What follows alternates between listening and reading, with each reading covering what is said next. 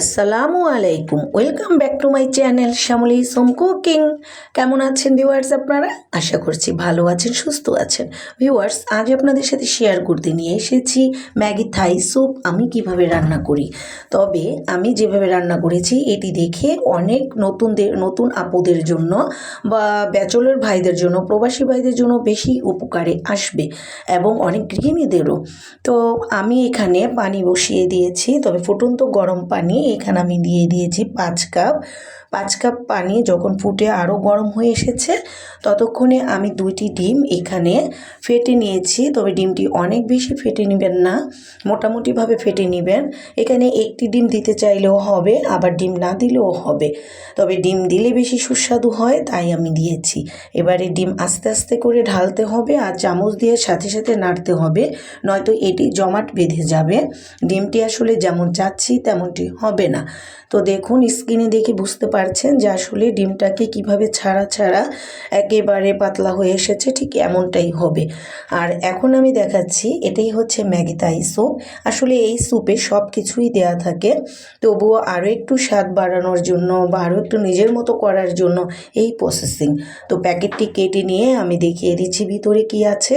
আসলে স্যুপটা যে আছে ভিতরে দেখার কারণ হচ্ছে অনেক সময় প্যাকেটের ভিতরে স্যুপগুলো দলা পাকিয়ে থাকে, সেই ক্ষেত্রে আপনারা বাটিতে ঢেলে নেবেন। তো আমি স্যুপটাকে প্যাকেট থেকেই ঢালছি একটু একটু করে, আর সাথে সাথে নেড়ে নিচ্ছি। অবশ্যই সাথে সাথে নাড়বেন, নয়তো এটি দলা পাকিয়ে যাবে। তো কিছুক্ষণ নাড়ার পরে দেখবেন যেটি একটু পানিটা হালকা ভারী ভারী হয়ে আসবে, ততক্ষণ আপনি মিডিয়াম আঁচে নাড়তে থাকুন।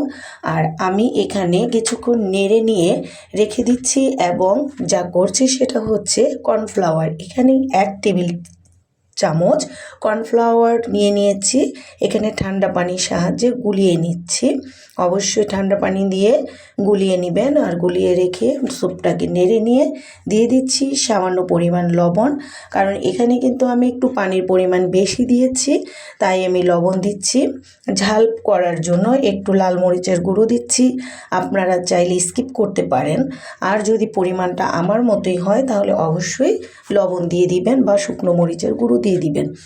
এখন দিয়ে দিচ্ছি সেই কর্নফ্লাওয়ার গুলিয়ে রাখাটা, ঠিক একটু একটু করে ঢালছি আর নেড়ে নিচ্ছি, নয়তো কিন্তু এটিও জমাট বেঁধে যাবে।